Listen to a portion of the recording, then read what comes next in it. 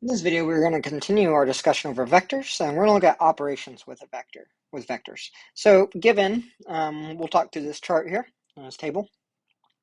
Given that u is equal to that, and v is equal to that, notice they gave us the component form, u1, u2, v1, v2, and they're going to run us through a bunch of stuff.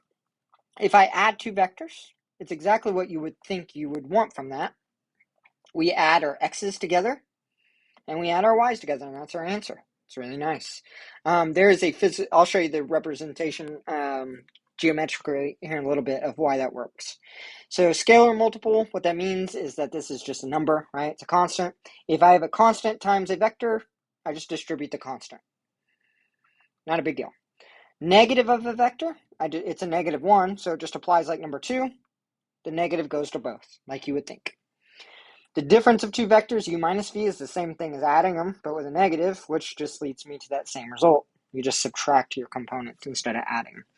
Unfortunately, multiplication won't be as easy. The next two sections will cover the different kinds of multiplication that exists for vectors. Okay, so I want to talk about number 2 for a moment. If you look, okay, so geometrically, a scalar multiple of vector v and a scalar c, so we're talking about some c, is the vector c times as long as v. Okay, so follow me on this. This is v, right? They gave us v at the beginning. Notice that half v is literally half of v, the length. 2v is literally double the length. All right? Negative v, this one's interesting. Okay, v shot it in this direction. Negative v does the exact same length, same direction, except for the opposite direction, right? Backwards. So a positive one sends it one way, negative sends it the other. This negative on this last one here, the negative sends it this way. And then the 3/2 makes it 3/2 long. That's 1.5. So that's why we have the whole length, and then a half a length. All right, so that's how that works. If C is positive, then C has the same direction as V. C is negative, then CV has the opposite direction.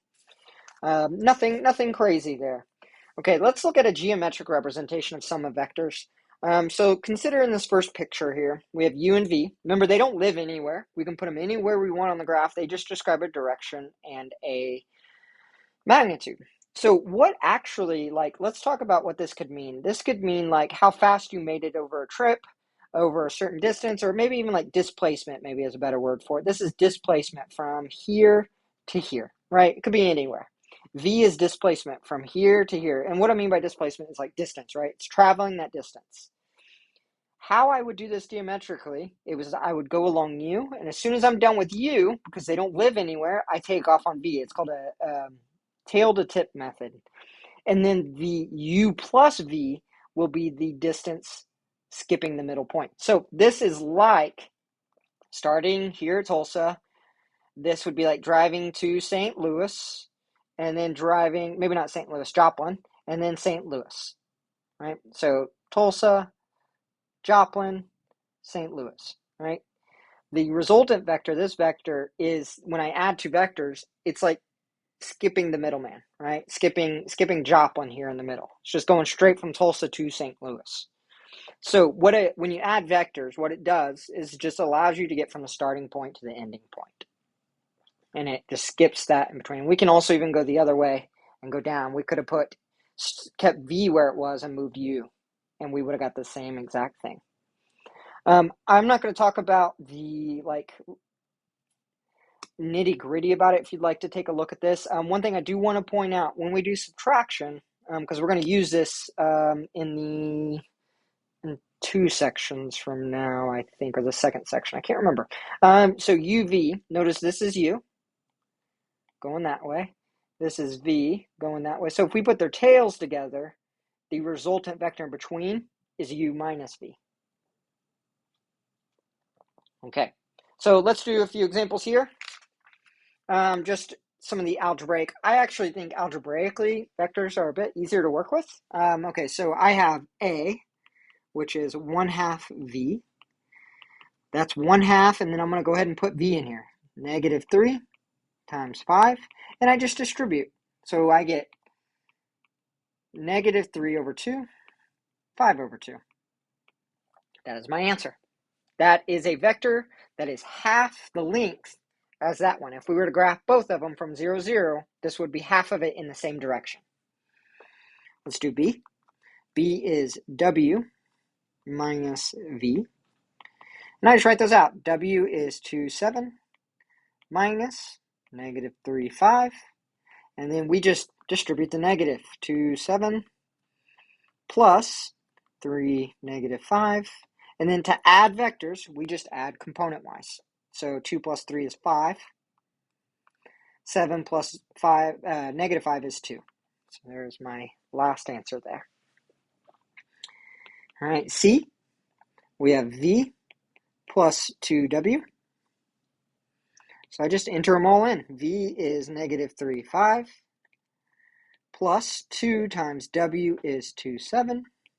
I do the intermediate step there. I got negative 3, 5. I multiply first, just like anything else.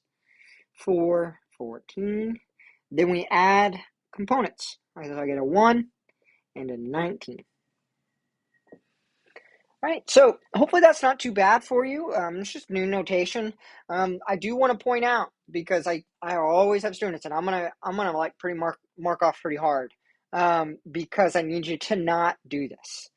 Do not write a vector like this and stop. Don't do that. You have to put these brackets, and you can't do this either. Don't do that. That's a point. That is not a vector. You have to have these brackets. I had several students just not write brackets at all. They missed the whole problem. You have to use this proper notation. If we cannot communicate mathematics the way it's supposed to be communicated, you're not going to do well in a job. It's just the reality of it. You have to be able to speak mathematics like the rest of the world. So you can't be the special one that decides that this doesn't need brackets. Okay, so please don't do that. You will get marked off. That is the little bit of pickiness that I have. I'm not too picky with grading, but you got to communicate it correctly, because if not, then what are you doing? There's no reason to do proper schooling, right? You go study and just kind of figure out the numbers yourselves.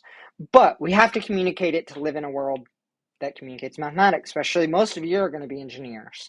So you'll get there. Okay, properties of vector operations. Couple things. It is commutative, meaning u plus v is the same thing as v plus u. It is also associative. That's what this thing means, that I can add them in any order. So if I'm adding 3 vectors, I can add the first 2 first, or I can add the last 2 first, or any way I want. If I add 0, I still get the vector that we started with. A vector plus its negative is the 0 vector. When I multiply by constants like c and d, I can multiply the constants first and then multiply it by u. Constants also distribute, so I could do a constant times 2 vectors like that. And the constant also distributes to 2 vectors. So notice these have 2 vectors instead of 2 constants. And then the last couple things, 1 times u is u, 0 times 0 times u is 0. Couple things, we're going to stop at this next definition here. So any set of vectors that satisfies the property listed in theorem 11.11 is a vector space. Those of you that are going on in mathematics, that definition is going to resurface later.